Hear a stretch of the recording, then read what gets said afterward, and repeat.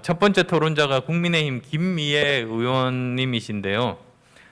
저도 사실 언론 인터뷰를 통해서 작년 초에 기사를 보고는 너무나 크게 사실 개인적으로 감명을 받았습니다.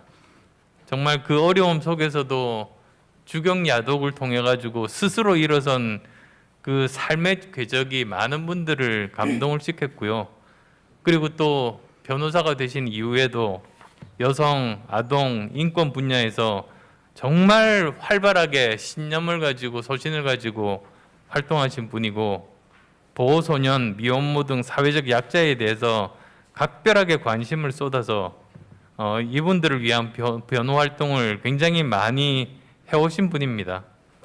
그래서 저는 우리 당에서도 정치적이나 물질적인 유산을 이어받은 분보다도 김 변호사처럼 스스로 일어선 분이 정치를 하셔야 우리 당이 바뀔 수 있다고 저는 그렇게 생각하고 있습니다.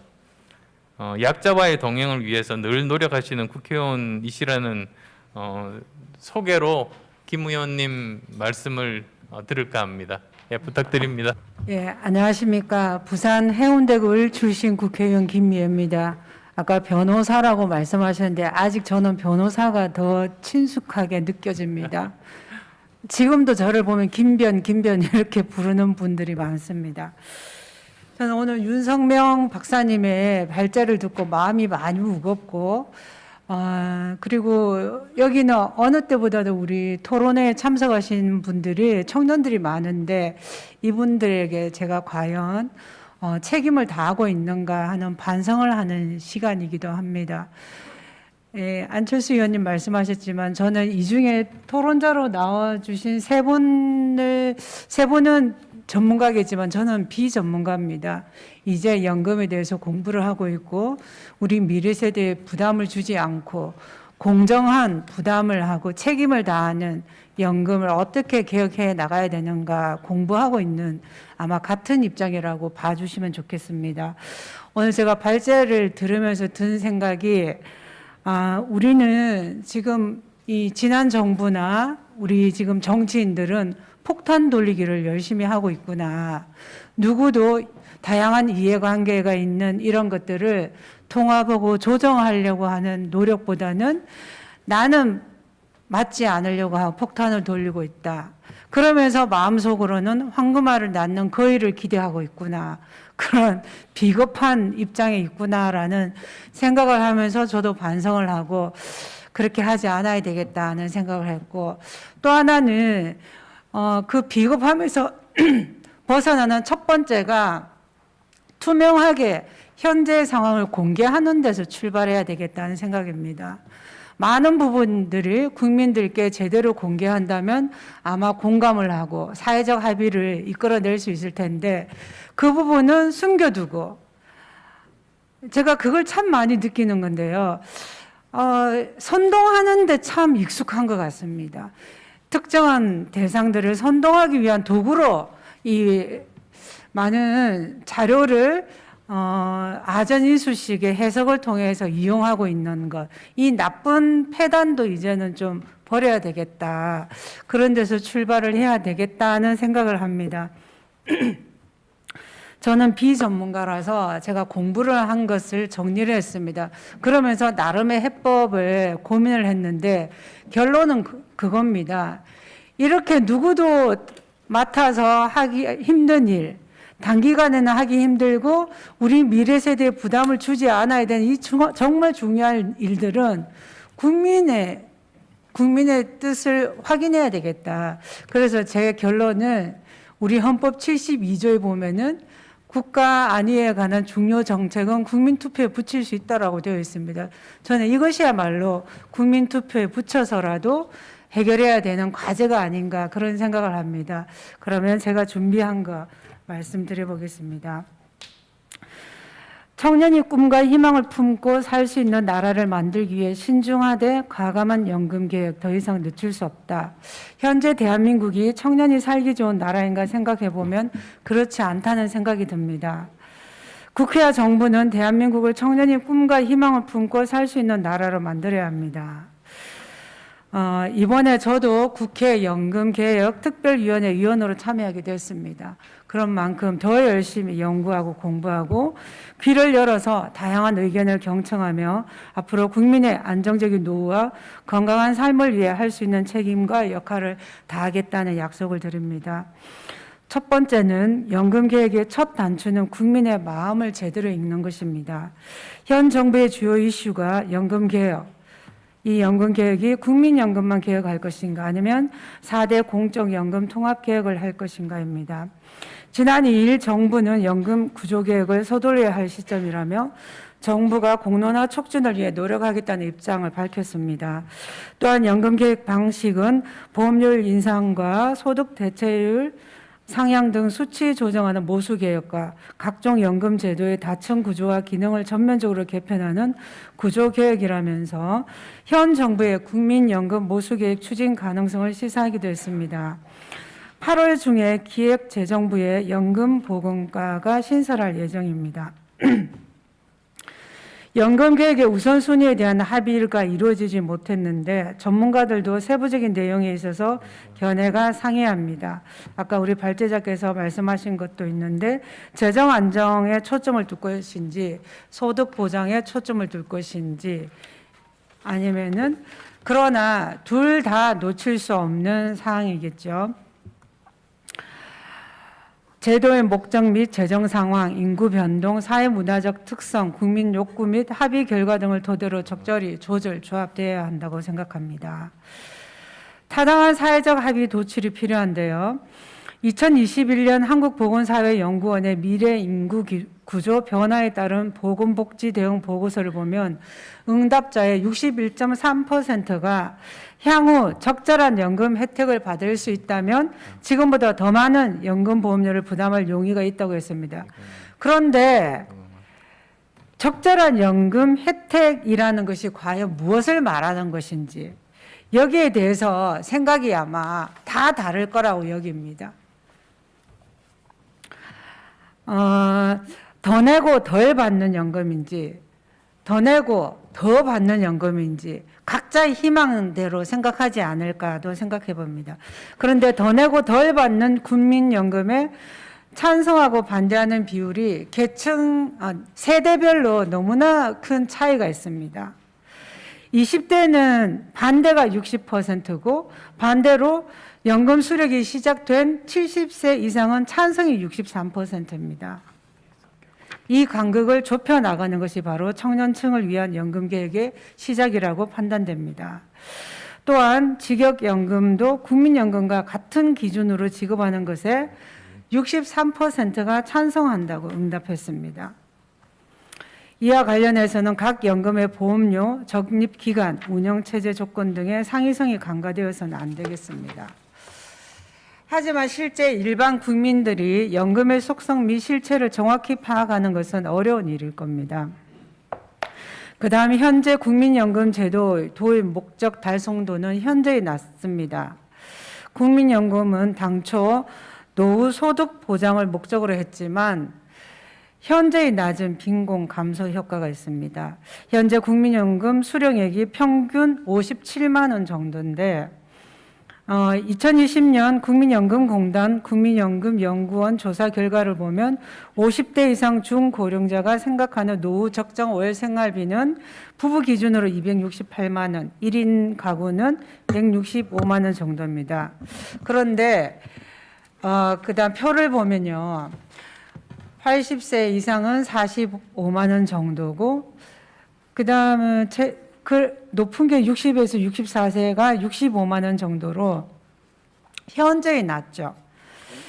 이제 4대 공적연금 계획은 선택이 아닌 필수입니다. 누구나 다 알다시피 급격한 저출산 고령화 사회에 직면했는데 보험료 납부자는 줄고 수령자는 증가합니다. 아까 우리 발제자 표를 보면은 인구가 지금은 역삼각형이죠. 거기는 합계 출산율이 1명 이상이던데 지금 대한민국은 작년에 0.81명입니다. 한 해 출생아가 26만 명 정도밖에 되지 않습니다. 이미 공무원연금과 군인연금은 적자가 발생했고 국가보전금으로 적자를 충당 중인데 4대 공적연금의 국고지원 금액에는 현격한 차이가 존재합니다. 당연히 형평성 논란이 되죠. 미래세대 고통이 가중되는 만큼 최대한 빠른 연금 계획이 진행될 필요가 있겠습니다.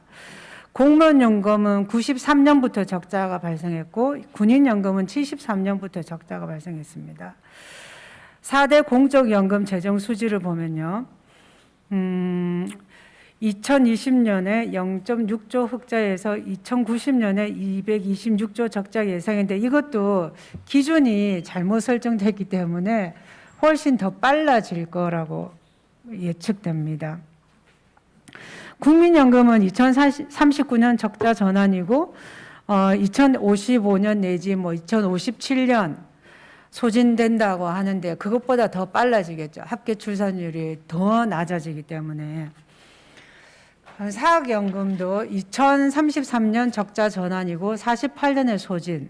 공무원연금 아까 말씀드렸지만 이미 적자가 시작되었고 2090년에는 32조가 적자 예상이고 군인연금도 2090년도에는 6.7조 적자 예상인데 훨씬 더 높아지겠죠. 공무원연금과 군인연금 수지 적자분은 국가보전금으로 충당되고 있습니다. 2019년 기준인데 제가 찾은 자료는 4대 공적연금 국고지원 현황을 보면은 2019년 한 해만 4조 5,300억이 투입됐습니다. 계속 이 추세나 아니면 더 늘어나겠죠. 이게 과거 정권에서도 연금 개혁이 있었는데 공적연금 기반이 구축되지만 부족합니다. 김대중 정부에서는 재정계산 제도를 도입했고 소득 대체율을 70%에서 60%로 축소했고 또 60세 연금 수급 연령을 2013년부터 5년마다 1세씩 연장해서 33년이 되면 수급 연령이 65세가 되도록 조정했고 그 다음에 연금 수급을 위한 최소 가입 기간을 20년에서 10년으로 단축했습니다. 노무현 정부에서는 소득 대체율을 40%로 축소했고 박근혜 정부에서는 아시다시피 공무원연금 개혁을 단행했습니다. 문재인 정부에서는 연금 개혁의 필요성을 인지했지만 반대 여론의 개혁을 중단했죠. 윤석열 정부에서는 적극적으로 연금 개혁을 추진하겠다고 공표했습니다. 공약에도 상생의 연금 개혁을 목표로 한 국민연금 제도 개편안 마련, 공적연금개혁위원회를 운영하고 기초연금 40만 원 인상 등이 포함되어 있습니다. 현재는 공약사항이었던 공적연금개혁위원회가 국회의 연금개혁 특별위원회로 대체되었고 올해 하반기 제5차 국민연금 재정 개선이 시작될 예정입니다. 그럼 연금 개혁 방향을 어떻게 해야 되겠는지 말씀드리겠습니다. 보험료 추가 부담은 불가피합니다. 미래 세대 과중한 부담을 낮추고 세대 간 공정 부담을 높여야 됩니다. 지난 4차 국민연금 재정 계산 결과에서 현재 보험료율 9% 유지 시 연금기금은 57년에 소진되는데 더 빨라진다는 것 누차 말씀드렸습니다. 가입자는 기금 소진 후 소득의 약 25 내지 29%의 보험료를 납부해야 됩니다. 그러니 아까 우리 윤석명 박사님 말씀하신 것처럼 유능한 젊은 인재가 대한민국에 있으려고 하겠습니까? 대한민국을 떠나려고 하지 않을까 하는 우려가 제기되기도 합니다.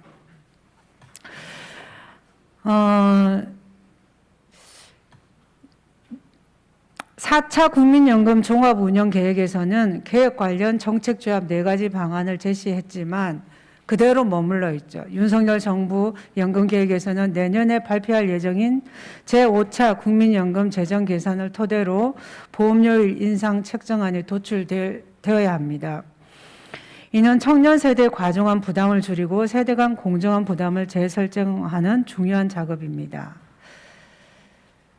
그 다음에 국민연금 국가지급 보장을 법제화해야 합니다.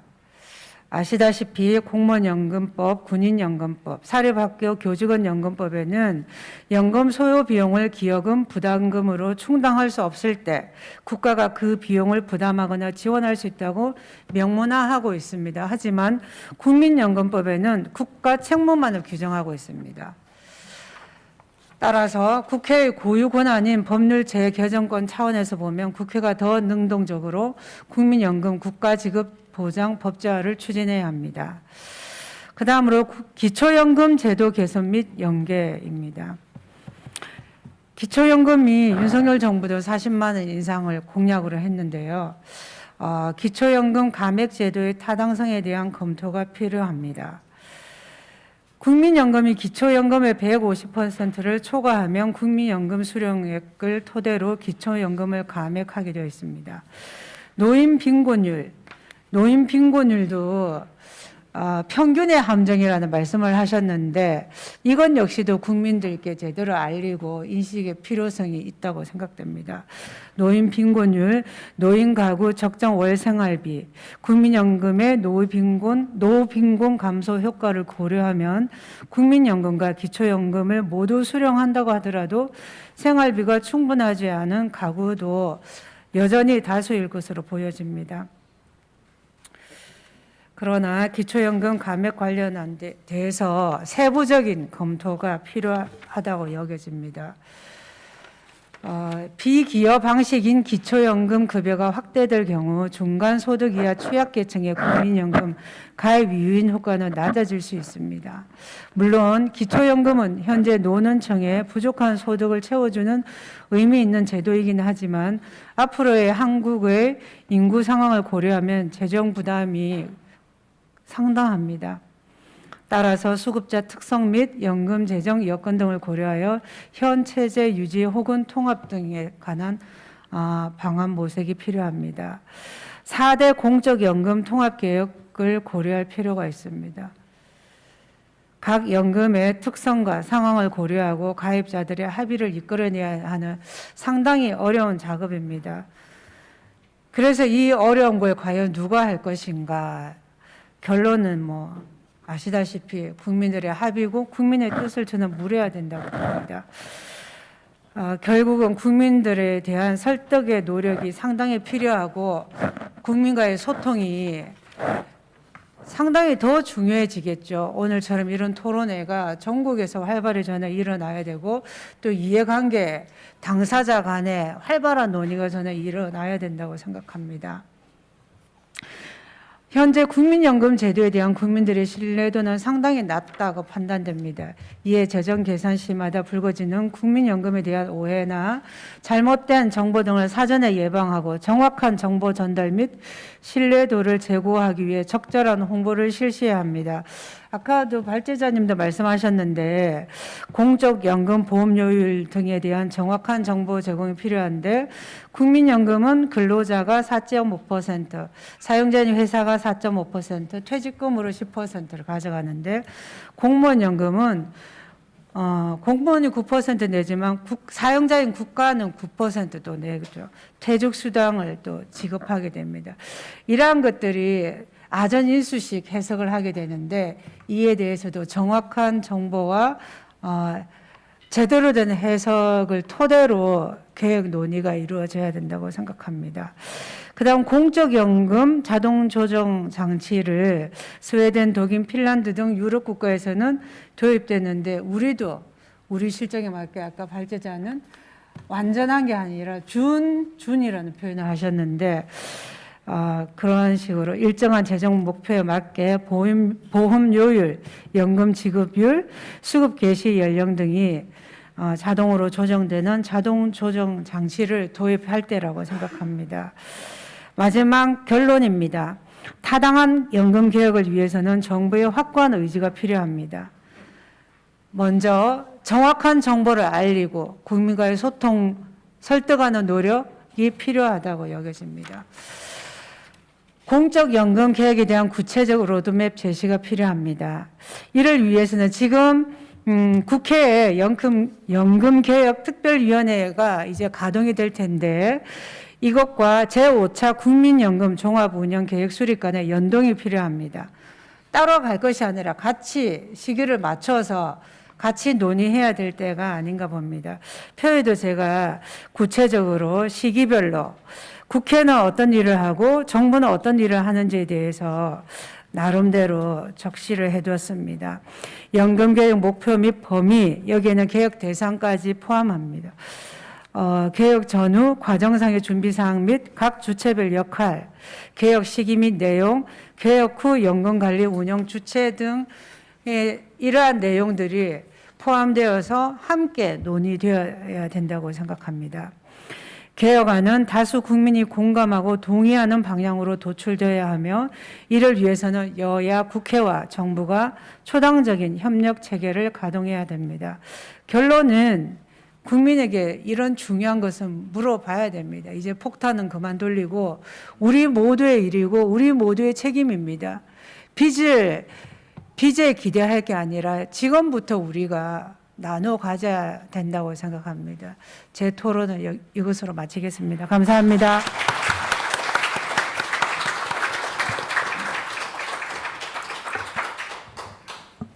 김미혁 의원님 감사합니다.